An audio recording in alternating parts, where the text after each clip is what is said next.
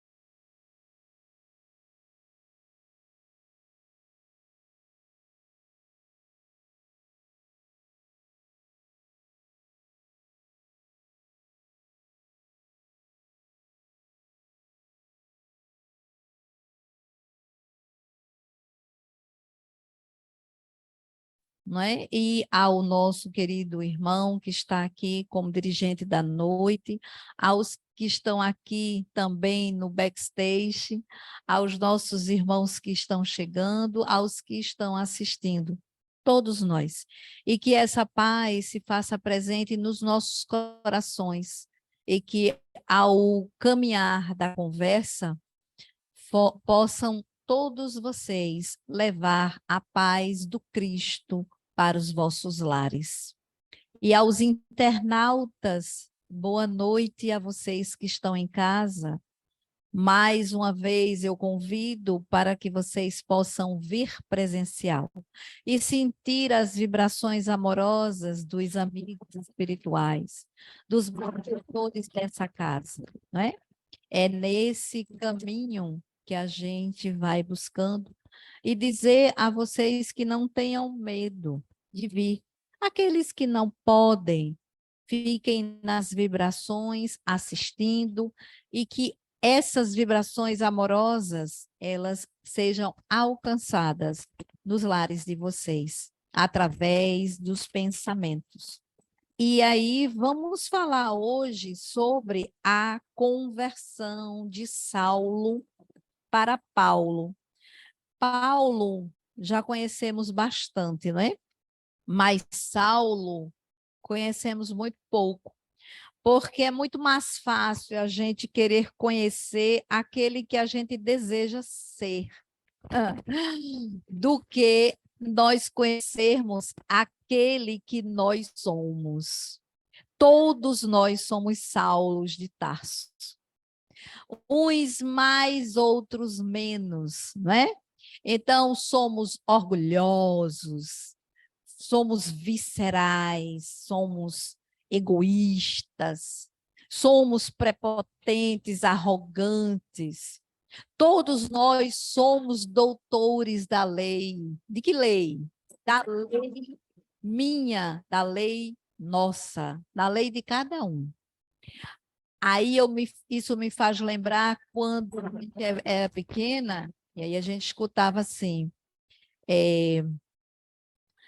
se você não fizer o que eu quero, você está morando na minha casa. Geralmente a gente escutava isso dos pais. Olha, você ainda é criança, você depende de mim, você tem que fazer o que eu estou dizendo, a minha vontade.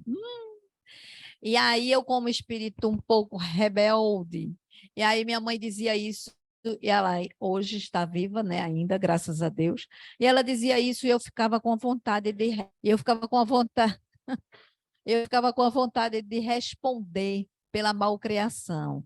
Para quem não está aqui vendo, não são efeitos mediúnicos que está acontecendo, viu? Não são efeitos físicos. É a tecnologia para vocês que estão em casa. Se tivessem aqui, nada disso aconteceria.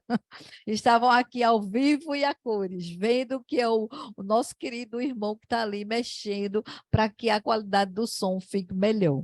Não tem nada a ver com efeitos físicos, né? Então, a gente começa a entender que muitas vezes nós, com a nossa forma brava, né, de ser, a nossa forma, né, brava, querer, né, fazer as coisas, a gente acha que não somos um Saulo. Quem disse? Por exemplo, nesse momento aqui agora é um momento de ajuste, estava tudo sob controle, mas aí acontece algo. E aí, o que é que a gente pode fazer, né?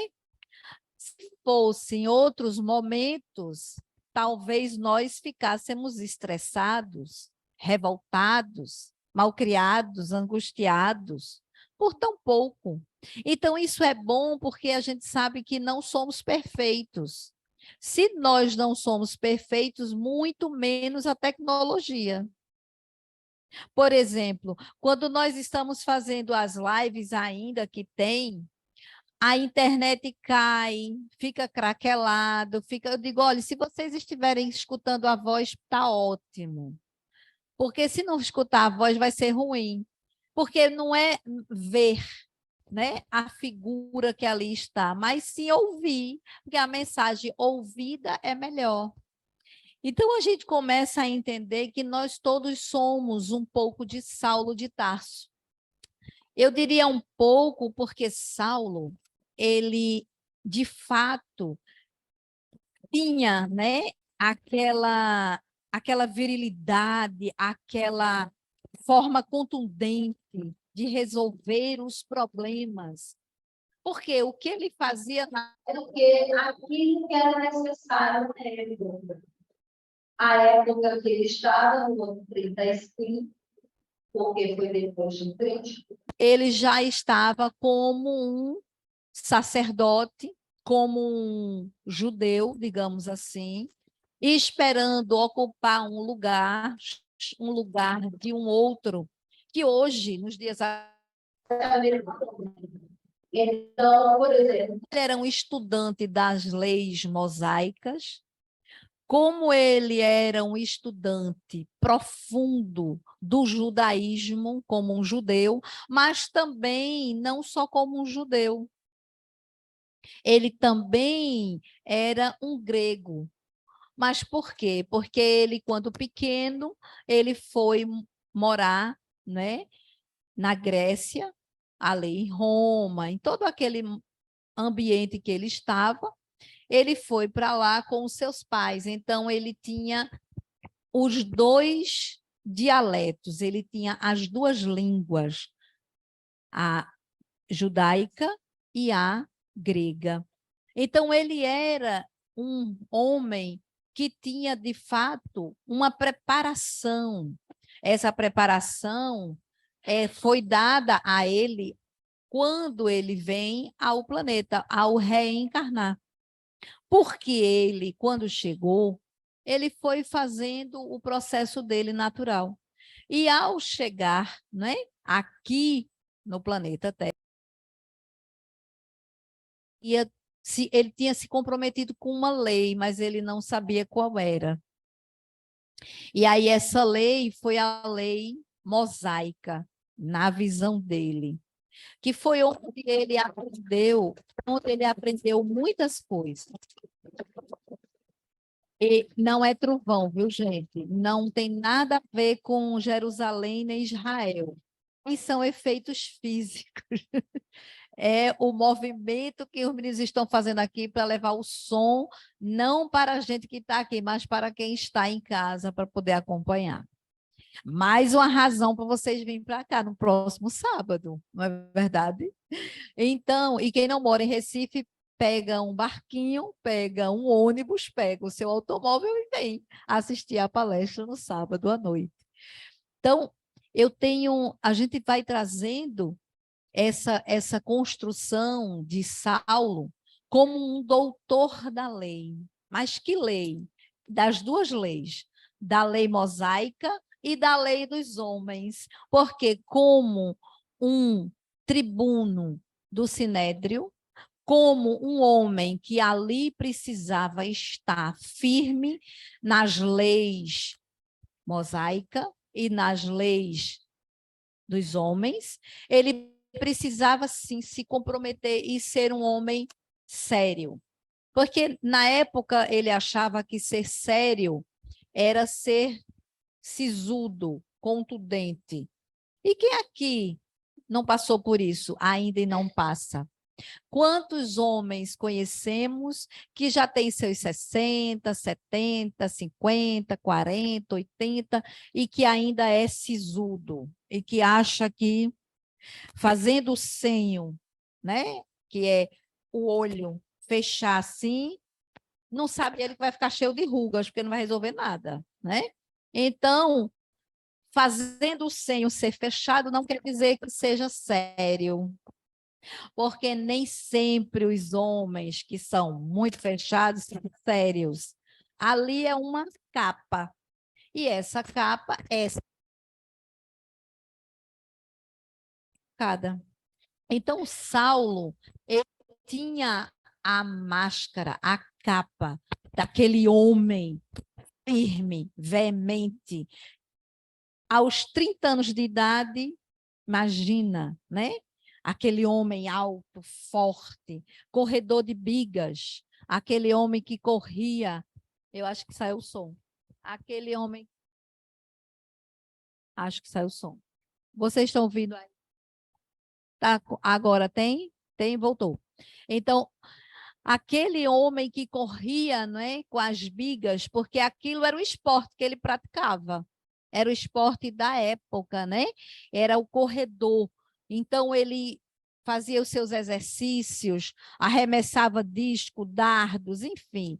Eu não sei muito bem o que era que ele fazia, né? E nem ele apareceu aqui para me dizer, queria eu. Então, o que é que acontece? Nós começamos a entender que Saulo, naquele momento, naquela época, aos 30 anos de idade, um cara muito elétrico, com muita energia. A gente vai trazer para os homens de 30 anos hoje. Tem tanta energia, malha, faz exercício físico, trabalha, Quem é casado tem os filhos, né? A esposa. Quem não é, tem a namorada. Então, tem que dar conta de tudo isso. Tem o seu trabalho, tem a doutrina para poder estudar, para poder se melhorar. Porque o que acontece? Saulo, ele precisava estudar incansavelmente. Mas ele não entendia que não era para ele estudar incansavelmente para praticar a lei mosaica com os outros. Nem ele e nenhum daqueles homens do Sinédrio compreendia que era para isso. Eles compreendiam que era para a divulgação do evangelho não, a divulgação da Torá, da lei de Moisés. Então, eles defendiam com unhas e dentes e garras. Por quê? O que é que acontecia? Como eles eram judeus, e como Saulo veio comprometido com o judaísmo e com os romanos, por isso, quando criança, ele vai, com 5 anos de idade, para Roma, para a Grécia, e lá a sua família fixa residência. E aí ele aprende o dialeto de lá e de cá. Então, ele convive com os patrícios, que são os romanos, e convive com os judeus. Então, ele passa a ter as duas línguas. Por que será, né? Deus faz as coisas de forma torta? Claro que não. Então, ele precisava também ir para onde? Ele precisava ser, digamos, não só um juiz, mas hoje, para ser um juiz, precisa se fazer direito. Depois que se faz direito, vai se buscando galgar outros caminhos, fazendo outras especializações para chegar aonde se deseja. Então, ele fez todo esse caminho, foi trabalhando, estudando, se preparando. Por quê? Porque Jesus sabia que ele iria precisar de Saulo para que Saulo adentrasse a esse mundo, né? O mundo desses homens muito letrados, muito sabedores e muito contundentes e muito defensores da lei de Moisés. A prova é tanta que Jesus diz que não veio para destruir a lei. Ele veio para dar cumprimento, ele não veio destruir a lei, que foi ele mesmo que construiu a lei. Foi ele que disse, Moisés desce, isso é uma linguagem minha, viu? Foi ele que disse, Moisés desce agora, leva o decálogo, leva a Torá, 260 e não sei quantas positivação e 300 e não sei quantas negação, mas tu pega 10 e coloca naquele povo ali, porque está demais. Eles precisam de um freio. Então, Moisés era, de fato, aquele homem que veio para dar um freio àquela época. E está diferente dos dias de hoje. Moisés pode vir de novo, viu? Descer, trazer o barco dele, a arca, e dizer, olha, vamos salvar essa galera aqui, que Jesus veio pessoalmente, e vocês ainda estão aí remando, ainda estão brigando, olhando para o outro, esquecendo de si, que a transformação de Saulo é isso, é olhar para si, não para o meu vizinho, é olhar para si. Enquanto Saulo olhava muito para o externo, ele vivia e todos os outros olhando para o externo. A prova é tanta que Saulo, ao passar o caminho que ele precisava fazer, ele foi crescendo, ele foi entrando e saindo em lugares de alta patente, ele foi buscando se preparar para algo que nem ele mesmo sabia. Ou melhor, ele tinha o germe latente, sabedor que ele vinha defender a lei. Coitado, ele achava que era a lei dos homens e a lei de Moisés. Não sabia ele que pela rebeldia que ele precisou passar, porque aí é onde entra nós. Nós temos 2 caminhos: a zona de conforto e pegar a mão na charrua e seguir adiante. Aí, se eu fico na zona de conforto, só contemplando, dizendo, Senhor, Senhor, o Senhor não me ama. Olha, o que é que ele vai dizer? Ele não vai dizer nada, porque eu não tenho nem como ouvi-lo, porque eu só escuto ele através de mim. E se eu nem me movimento para sair da zona de conforto, como é que eu vou escutar Jesus, Deus, o meu amigo espiritual?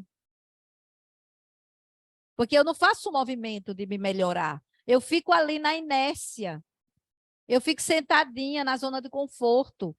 Ao invés de pegar o livro para ler, eu vou para a televisão. Não tenho nada contra a televisão, viu? Mas eu nem tenho tempo. Ou eu leio, ou eu leio.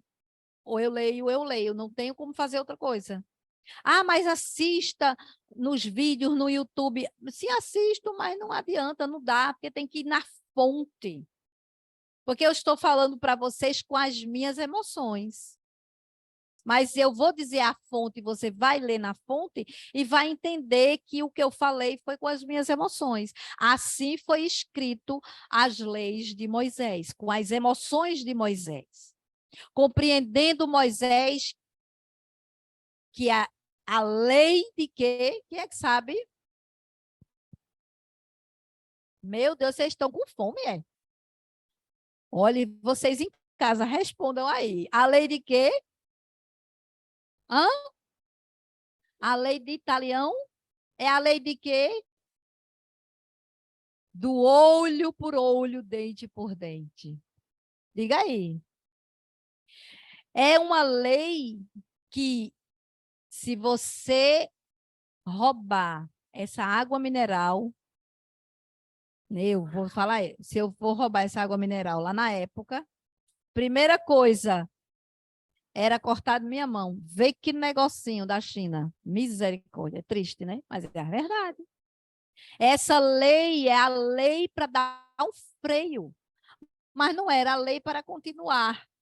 Porque essa lei é a lei de dor, é a lei de sofrimento. A gente aprendeu a ter tudo através do sofrimento e a gente começa a trazer para nós crenças limitantes, se limita a fazer, eu vou conseguir, mas eu vou conseguir trabalhando muito. Hoje, quem disse que o universo que tem abundância, ele disse a gente que a gente tem que trabalhar muito. A gente tem que saber traçar dentro da gente as leis do universo. Essa lei do universo está aí. Agora, a gente tem que entender, compreender que essa lei do universo está dentro. Eu também não posso meter os pés pelas mãos.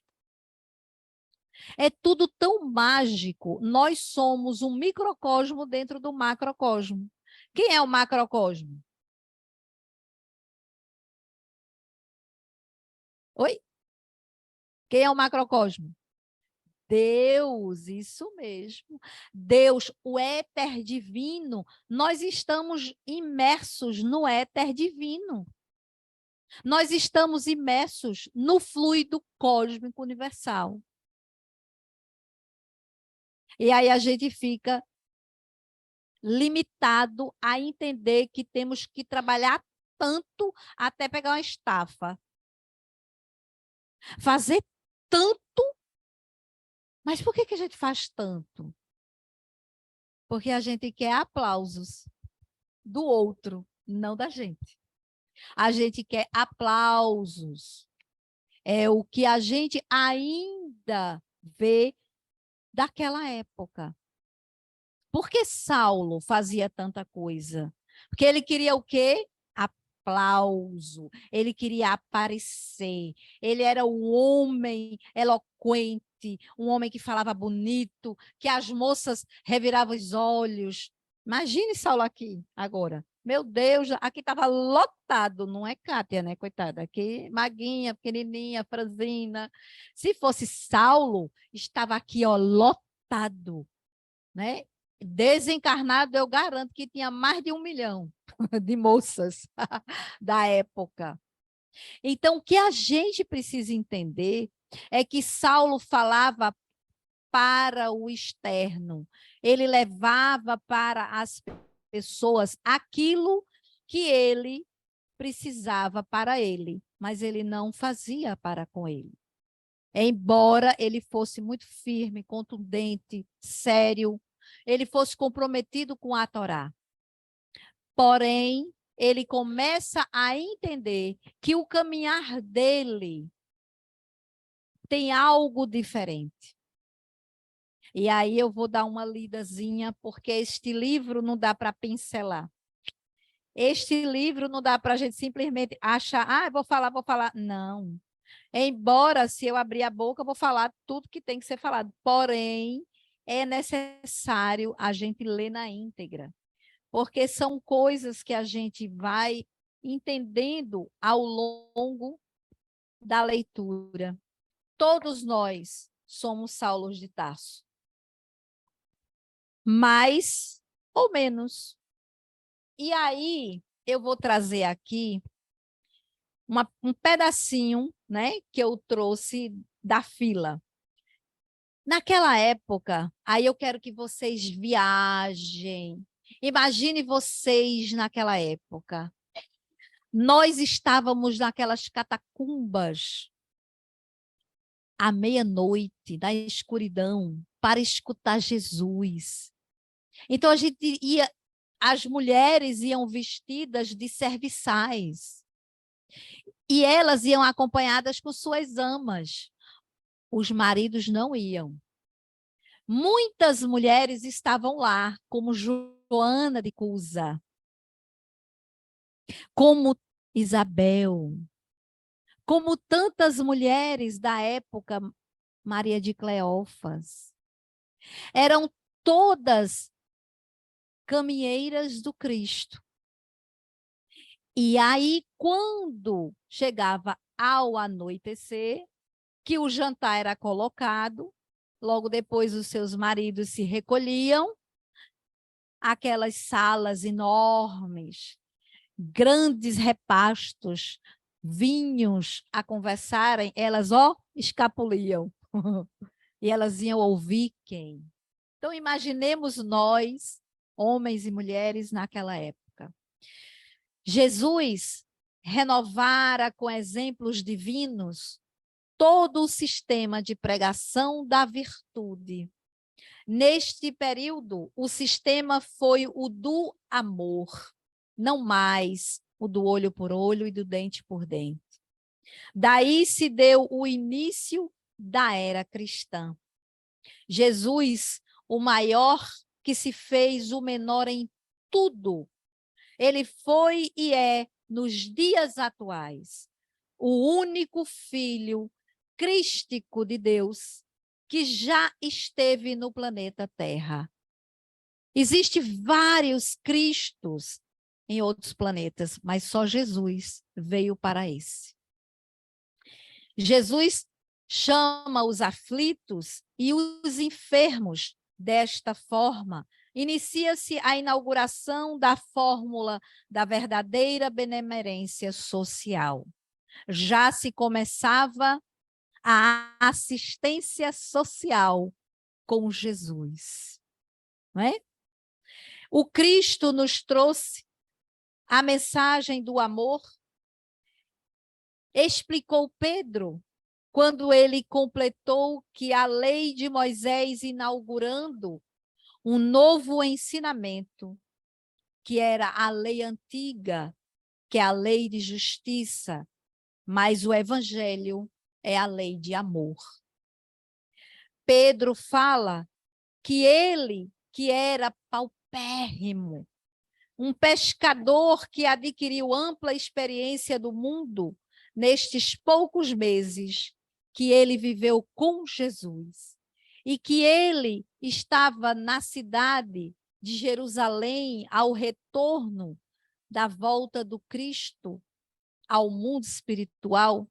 Ele passou 3 meses, ali contava 3 meses, que ele estava a auxiliar aquelas pessoas que chegavam na primeira igreja primitiva, a casa do caminho, que foi fundada por Jesus, dizendo a ele: Pedro, de ti sai a primeira pedra, a igreja, que você vai dar conta. Então, Pedro, ele fundou a primeira igreja, e essa igreja foi em Jerusalém.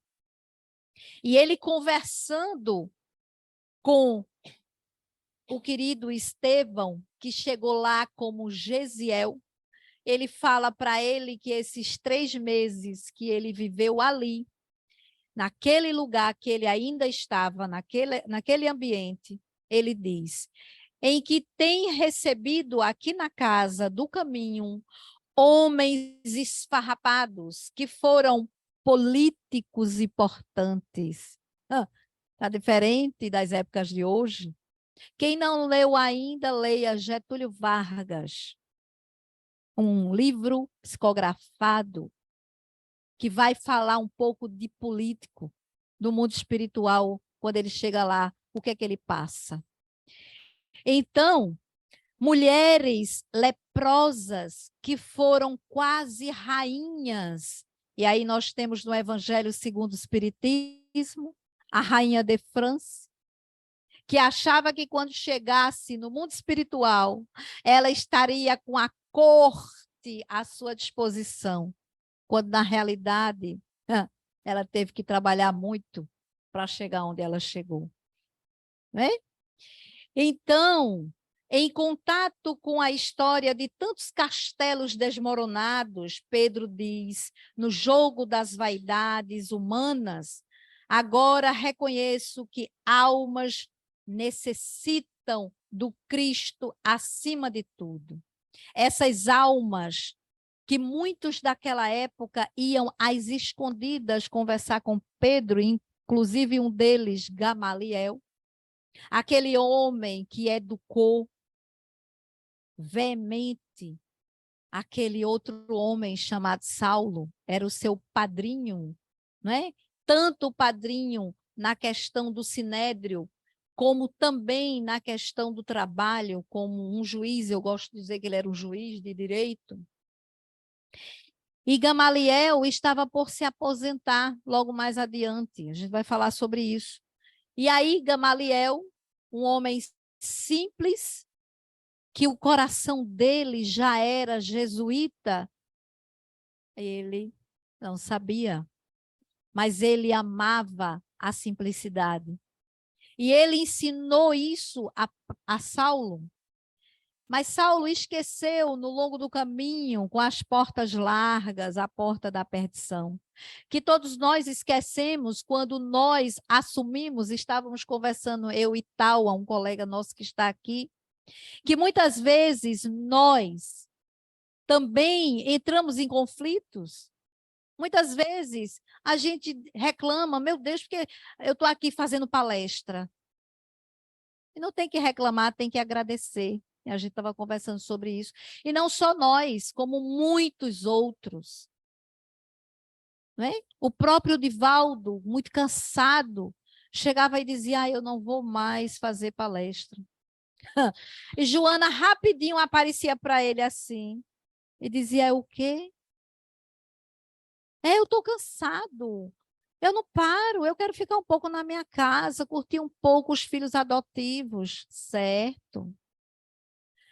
É melhor pegar a charrua, a enxada, enquanto estás aqui.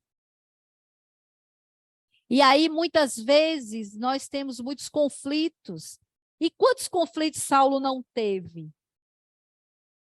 Uma voz no íntimo dizia a ele, segue a lei de Moisés, e outra dizia, não é essa. E ele ficava em conflito. Porque ele nem sabia que lei era, que ele tinha que seguir, mas ele vencia as barreiras e seguia a lei de Moisés, que foi o que deu a ele a preparação para ele, daqui a mais um tempo, se converter. E aí é quando Gesiel pergunta a Pedro e diz, e achais que vos podereis servir em alguma coisa? Meu Deus, Gesiel, o mais puro de todos, perguntando isso e eu digo o quê de mim? Não é verdade? E aí é quando Pedro olha para ele e diz, não, e aí ele continua dizendo, eu que era cativo dos homens, desejaria escravizar-me ao Salvador, que soube viver e morrer por todos nós. Aí Pedro não aguenta de emoção. Porque aquele rapaz moribundo, ele tinha passado 2 semanas em febre, em crise, porque ele tinha vindo de um barco daquela época, era aqueles barcos grandes, tem um nome que agora esqueci, aquelas caravelas, sei lá o nome, quem souber aí pode me ajudar. E aí ele foi colocado dentro de um daquilo ali, através, na época, do senador que tinha um nome, Lúcio Minício, Lucínio Minício, era Lucínio Minício, Minúcio, sei lá, Minúcio, Lucínio Minúcio. E Lucínio Minúcio era o senador, não é isso? Lucínio Minúcio era o senador da época, era como se fosse o presidente da República, dizemos assim, naquele lugar, naquele país, né? O governador, digamos assim. Então, ele, com aquela perseguição implacável, cruel aos judeus, porque ele era romano, e a gente começa a entender o porquê que Saulo, ele tinha tanta vontade de transformar os romanos em israelitas, porque ele via quantos conflitos os israelitas passaram por esses romanos.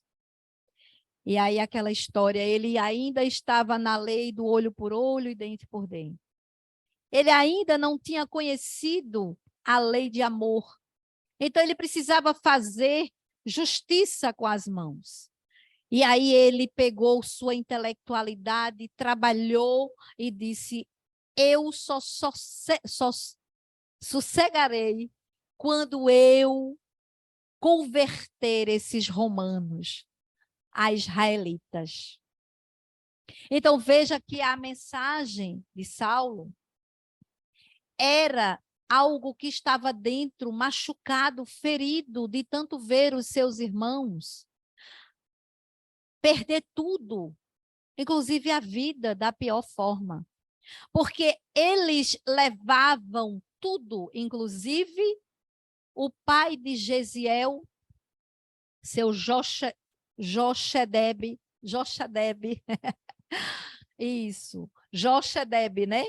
Seu Jochedebe, que era o marido, né? Que agora eu esqueci o nome da esposa dele, o pai e a mãe de Abigail e de Gesiel. Ela, inclusive, veio a óbito porque ela não aguentou tamanha crueldade que os romanos faziam com aquelas famílias de trabalhadores incansáveis, na lavoura, certo? Ali nas suas ovelhas, cuidando das pessoas, ajudando uns aos outros a crescer.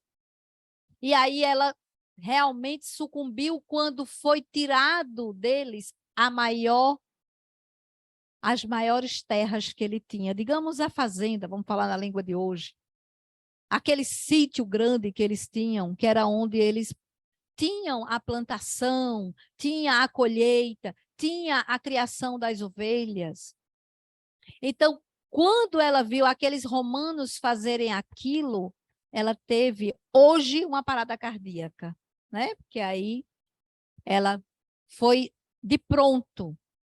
E aí ficou o viúvo com os 2 filhos.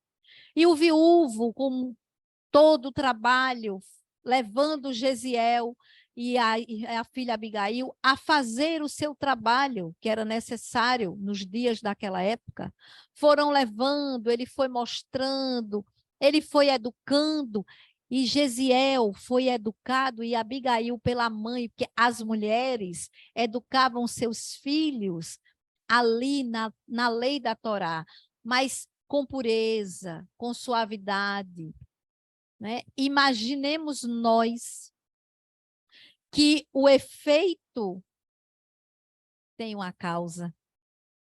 Nada vem sem causa. Não existe efeito sem causa, né? Não existe Saulo, um perseguidor implacável dos cristãos, mas não era dos cristãos. Era do Cristo. Porque ele tinha tanto ódio do Cristo, porque onde ele chegava tinha Cristo. Mas, voltando para Gesiel, então Gesiel, vendo tudo aquilo, ele foi trabalhando e ele foi buscando o verbo. E ele foi entendendo o Antigo Testamento. E ele foi buscando a Torá. E ele foi se preparando. Porque o propósito dele era outro, não é? Qual será o nosso propósito? Nós sabemos? Ou a gente está fugindo dele? Então, a gente está fugindo do nosso propósito, como a gente vinha conversando.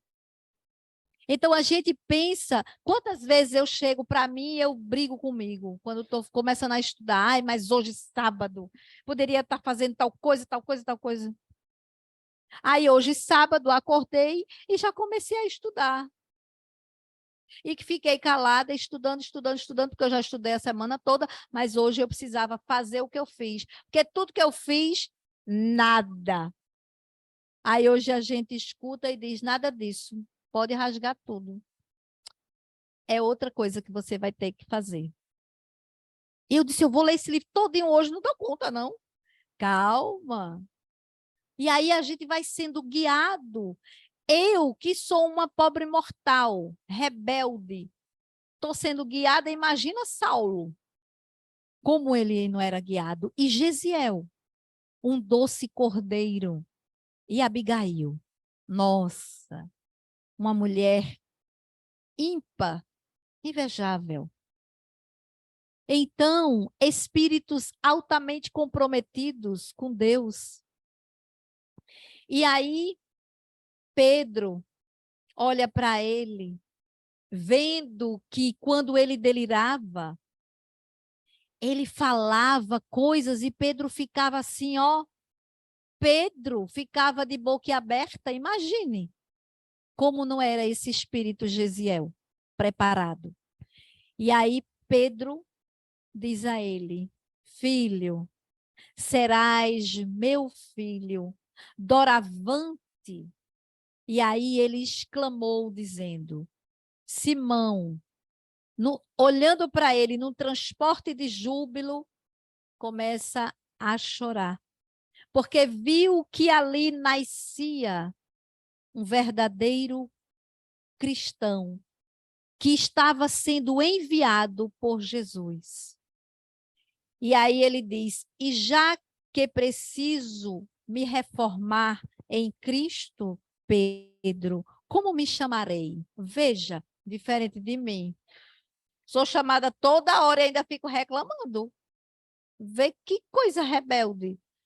A criatura passou por tudo que passou e ela já chega e diz, e aí, vou mudar o meu nome. Como é mesmo que eu vou me chamar daqui por diante? Pode cair tempestade, canivete, o que vier, eu estou aqui para isso. Diga aí. E nós? Somos assim?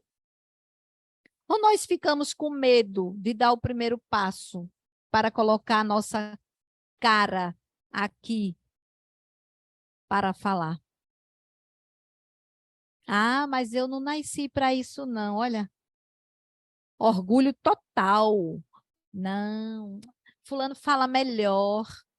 Ah, cicrano faz melhor. Beltrano. E vai ser quando que você vai dar o passo para fazer aquilo que você se comprometeu em fazer? Porque eu acredito que essa é a minha última existência. Se eu fizer bonitinho, eu volto. Se não, acabou-se. Mas eu tenho colegas e pessoas que são espíritas que dizem, não, vou deixar para outra. Eu fico com inveja, porque tem certeza que vem da outra. Eu não tenho essa certeza, não.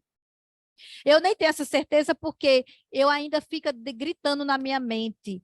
uma coisa que desde nova, desde menina, 11, 12 anos, eu escutava. Que fizeste daqueles que eu te confiei? Aí eu fui mãe, e eu olhei, eu disse, meu Deus, essa mensagem é para isso. E aí eu vejo os dois filhos, eu digo, meu Deus, aquela mensagem que eu escutava era para isso. O que fizestes daqueles que eu te confiei? Aí hoje, a mensagem não fica só nos dois filhos, fica nos filhos do mundo. O que fizeste aqueles que te confiei, que coloquei palavras em tua boca para falar? Que leste, mas nem tudo que lestes retivesse, eu tive que relembrar. Veja. E aí é quando Pedro diz, Estevão. Aí ele diz, interessante, por quê? Porque você veio da velha Acaia. E aí, em homenagem à Acaia, vamos colocar o nome grego. 2 gregos e 2 israelitas frente a frente numa assembleia mais ou menos como essa, que é convidado pelo seu amigo Sadoc, quando Sadoc, que é também um juiz, enquanto Saulo trabalhava em Damasco, Sadoc estava em Jerusalém. Então, Sadoc recebe Saulo, que o vê completamente diferente, já não via há algum tempo, e aí ele vê Saulo muito diferente, aquele homem mais bonito, olhar brilhante, estava apaixonado, né, claro. Uma mulher como Abigail, qual homem não se apaixonaria? Um espírito altamente iluminado.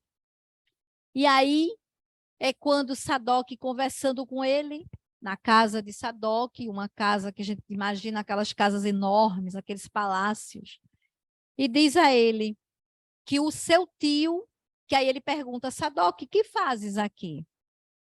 Eu vim para estar com o meu tio, que foi curado da cegueira.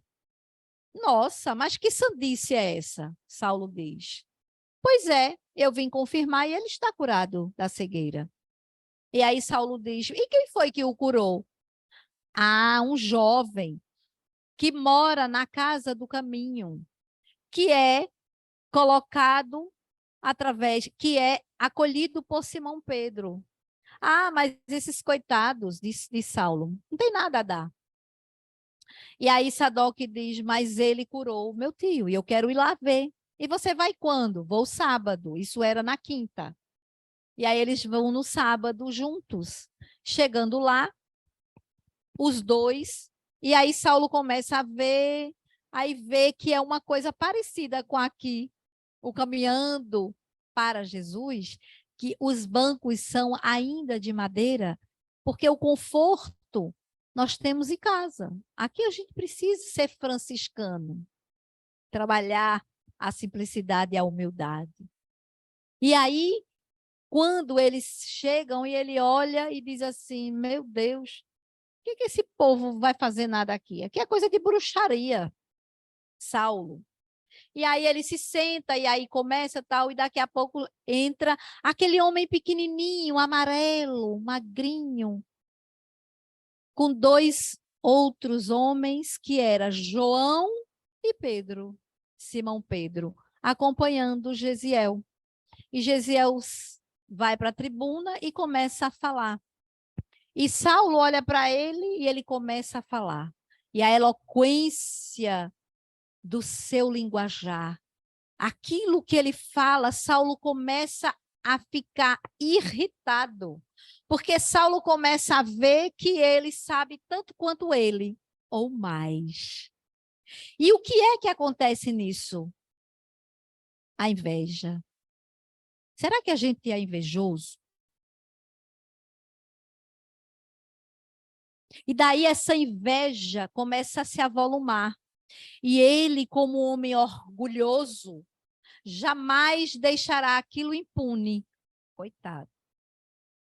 E aí há um debate inflamado, e aí Estevão fala com muita simplicidade, mas com profundidade no que sabe, e defende o Cristo, e ele sai dali irado, dizendo que fará justiça.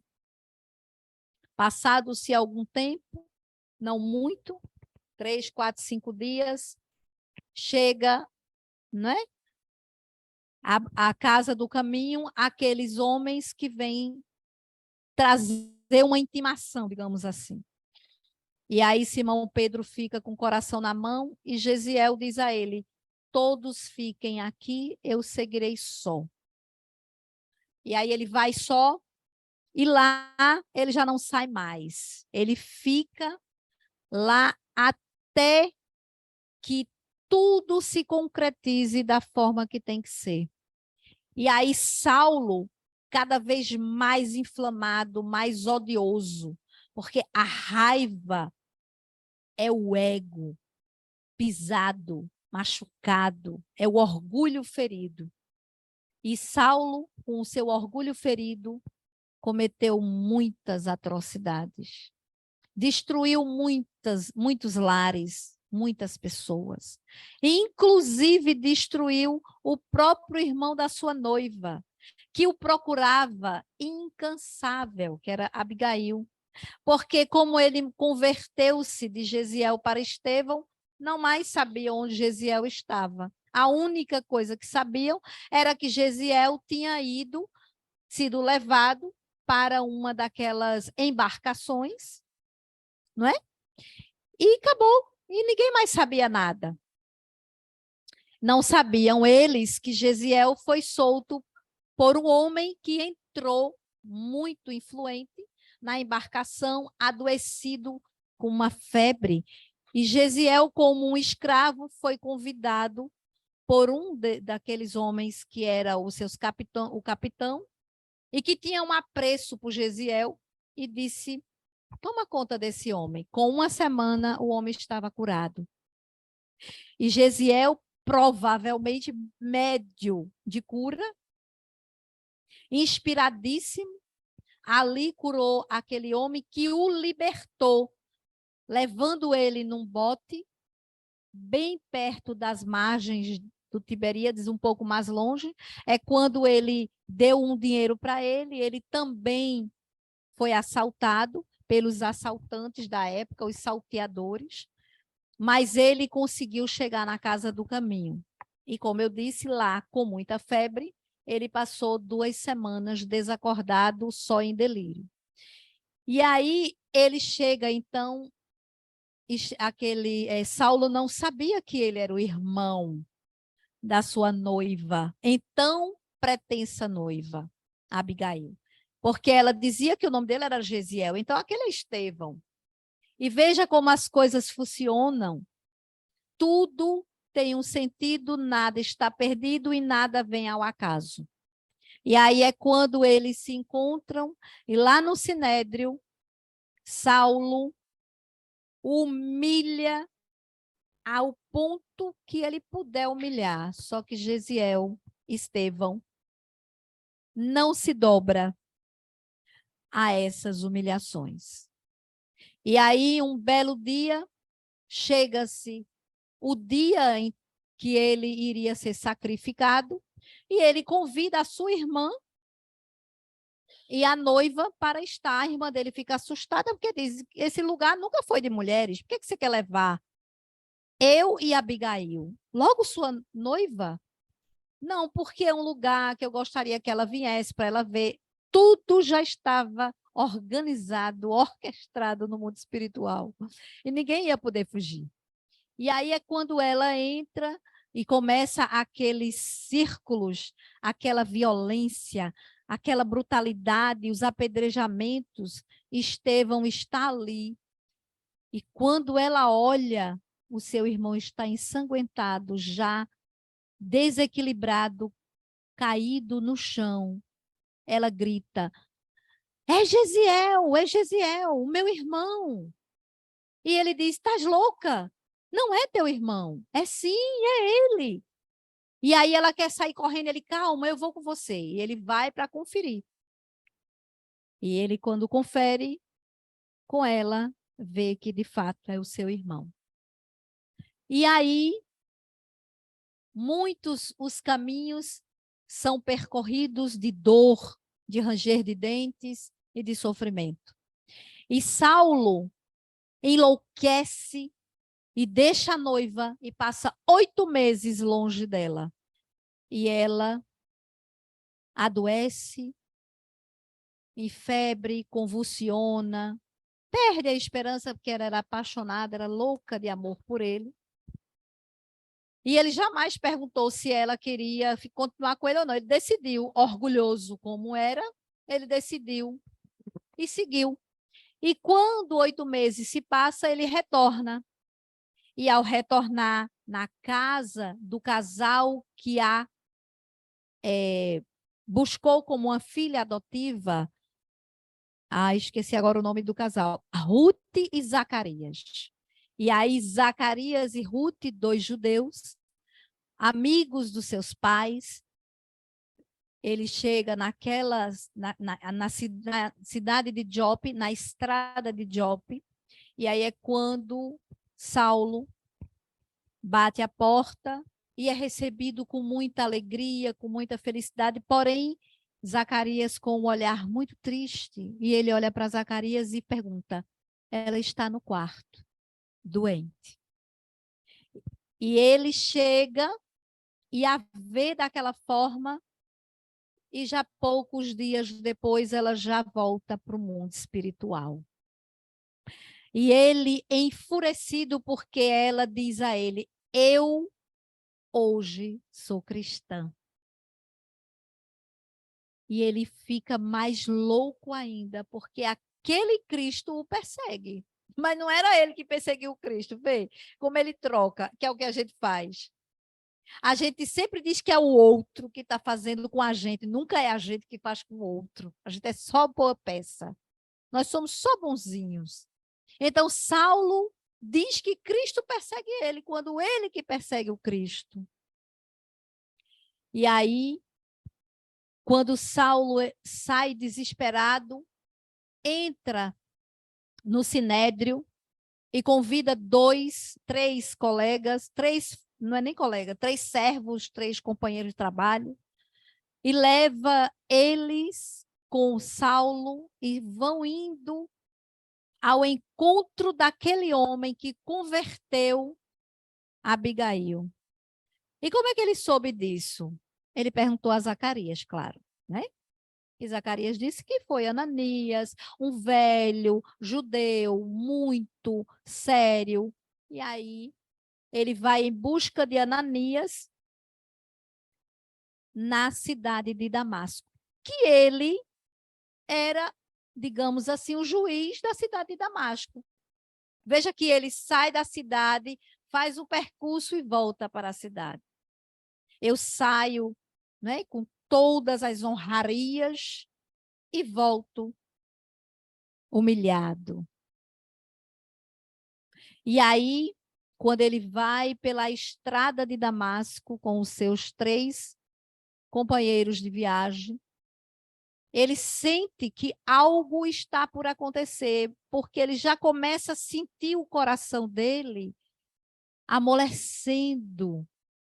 E ele questiona, será que não é o calor do meio-dia? Porque ele estava ali ao meio-dia, naquele sol, no deserto.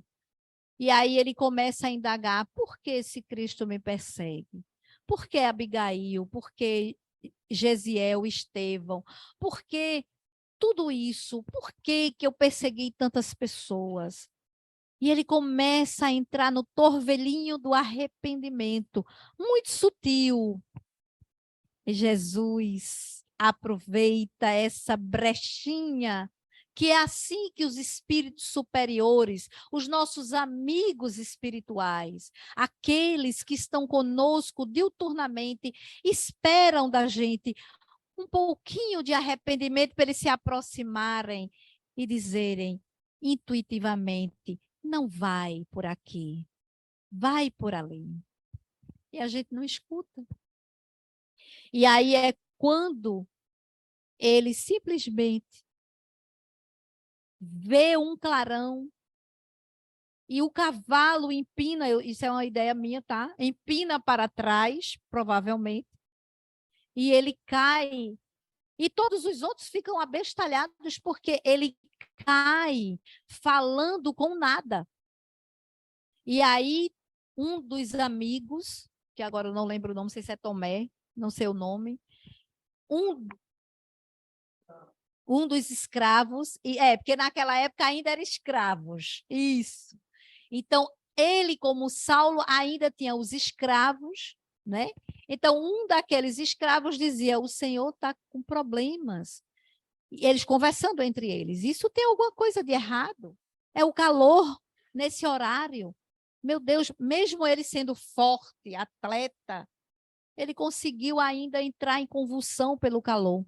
E a coisa é mais profunda do que eles pensam. E aí é quando ele se ajoelha e chora convulsionalmente. E aí é quando ele dali já não mais enxerga nada, porque a cegueira, ela está dentro.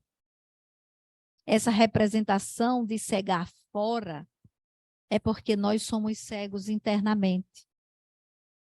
Não nos enxergamos, sempre enxergamos o outro. Implacavelmente, ele buscava um culpado para as suas sandices e as suas loucuras, quando ele mesmo foi o culpado de tudo que ele fez. E aí ele é levado pelo um dos escravos e os outros dois voltam. E aí ele é levado para a cidade de Damasco, da qual ele saiu como um grande homem e volta como um maltrapilho, se arrastando, andando desde não sei que horas até a noite, entrando pela cidade com o servo, e aí ele já entra com muita vergonha e humilhado por ele mesmo, por tudo que ele fez. Passado-se, eu não vou falar muito, que já chegou a hora, passado-se o tempo, o que é que acontece? Ele entra numa estalagem. Primeiro ele procura o amigo Sadoc, lembra? Que estava em Damasco, que era onde ele estava. Pede para o seu servo procurá-lo. E o servo procura e conta o que aconteceu. E Sadoc diz: diga para ele que eu não estou. E ele escuta Sadoc a falar. Porque ele não foi, mas ele foi aos poucos tateando e ouviu a voz, mas não sabia o que ele dizia.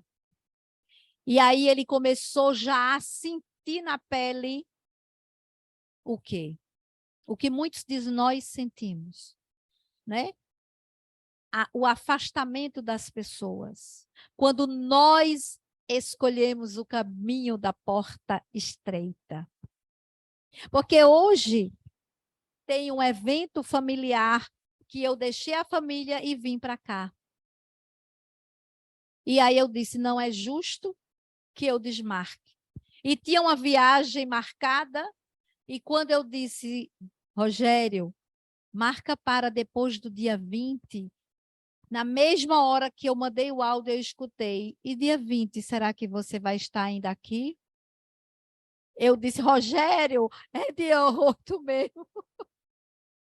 Vocês entendem o que a gente não pode. Porque o que eu ia fazer era ter uns dias de descanso numa fazenda, num sítio, numa coisa assim. E aí? Eu já descansei tanto. Não é verdade? Eu só sou 22 anos espírita.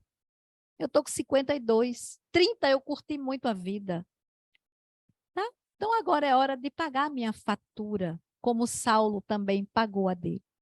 E aí Saulo se converte no verdadeiro cristão, aquele que vai em busca de tudo o que ele pôde buscar. E Ananias, que ele vai buscar para crucificar, para matar, é quem o cura. Jesus vai a Ananias e diz: vai estar com o homem, ele, Senhor, com aquele verdugo, se você está maluco, eu dizia isso, está doido, eu vou chegar na porta do homem que quer me matar. Vai. E ele foi. E lá eles conversaram. No terceiro dia é que ele consegue enxergar. Porque a cegueira era dentro, era o ódio, era a raiva, a perseguição, que é o que acontece nos dias de hoje. Cristão perseguindo cristão porque não é da religião tal, porque não é de tal coisa, porque fulano é trans, porque cicrano é homo, porque é pan, porque é bi. Que interessa? Somos todos irmãos. Quem somos nós para crucificar? Ninguém tem o direito de julgar, porque Jesus não julgou. Então devemos amar, porque Jesus veio para amar. O evangelho é amor. O evangelho é amor e Jesus, além de tudo, ainda manda o Consolador prometido para ratificar o que ele disse. Para dizer, aqui está atestado, 18 séculos depois, e vocês estão com tudo nas mãos, mastigadinho. Só não vai quem não quer. E é nesse momento que a gente traz essa transformação íntima de cada um de nós. Divulguemos Jesus à luz da psicologia profunda que é o espiritismo. Jesus é o maior psicoterapeuta que já houve em todos os tempos. Kardec, ele nos trouxe muito mais do que a gente imagina. A gente ainda está engateando. Possamos nós divulgar essa doutrina maravilhosa. Ai de mim, se não fosse espírita. Eu sou a única espírita de toda a família. Com exceção da minha madrinha, casada com meu tio de sangue, que é espírita há 40 anos. Só somos duas. Então, eu gostaria de convidar vocês a ler essa obra, que é um best-seller. É o primeiro livro que Francisco Cândido Xavier psicografou dessa série. São 5. O primeiro livro foi Parnasia em Túmulo, dessa série. Paulo e Estevão, isoladamente, toda a história de Saulo convertido para Paulo. Que Jesus nos abençoe, nos ilumine e nos proteja. Gratidão pela paciência, que Deus ilumine a cada um de vocês, que vocês levem para os vossos lares essa paz. Obrigado, Cátia, pela mensagem que nos leva à reflexão. Como você bem disse, todos nós somos um pouco ou um tanto de Saulo.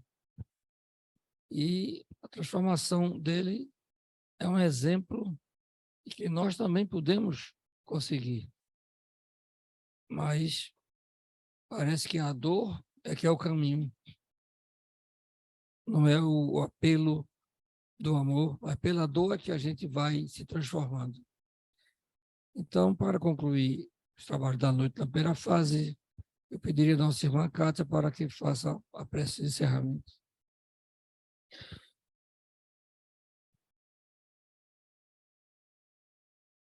Elevemos os nossos pensamentos ao alto,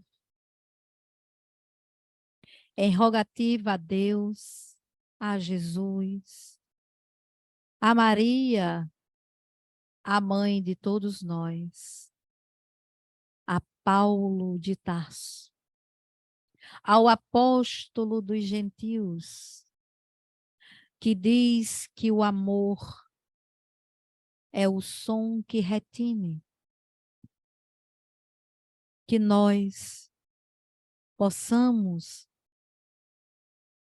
fazer essa conversão do homem velho, que é Saulo de Tarso, para o homem novo, que é Paulo de Tarso.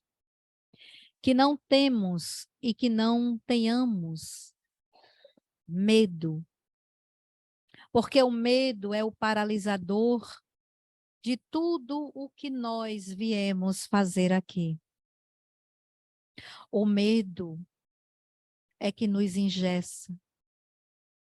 E assim, Jesus, Mestre muito amado, é com imensa gratidão que nós damos por finalizar mais uma tarefa na noite de hoje.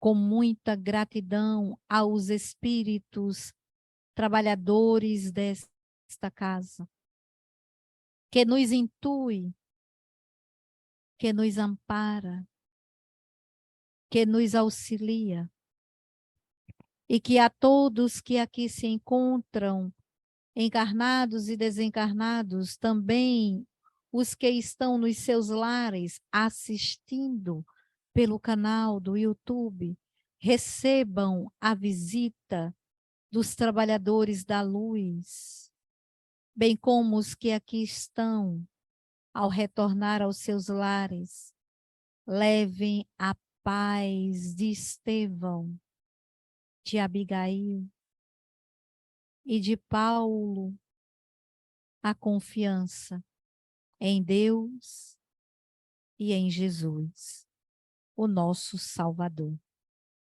Que assim seja. E assim, meus irmãos, concluímos os trabalhos da noite, da primeira fase. Mantenham-se harmonizados para o passe. Muita paz.